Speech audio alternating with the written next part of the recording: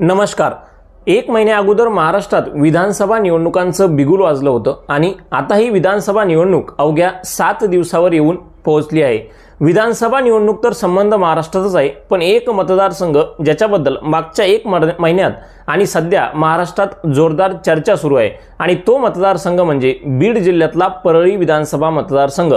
या मतदारसंघाची चर्चा असण्याचं कारण म्हणजे लोकसभेच्या निवडणुकीत याच बीड जिल्ह्यात मराठा ओबीसी वादाचा जो काही संघर्ष होता तो अत्यंत शिगेला पोहोचला होता। धनंजय मुंडेंनी आपली बहीण पंकजा मुंडेंना जिंकवण्यासाठी आपलं सर्वस्व पणाला लावलं होतं, तरीही पंकजा मुंडेंचा 6,000 मतांनी पराभव झाला आणि तो पराभव कुठेतरी धनंजय मुंडेंच्या जिवारी लागला। दुसरी गोष्ट, या मतदारसंघात तब्बल 30 वर्षांनी म्हणजे 1994 नंतर पहिल्यांदा महायुती आणि महाविकास आघाडीकडून ओबीसी वर्सेस मराठा असे उमेदवार निवडणुकीच्या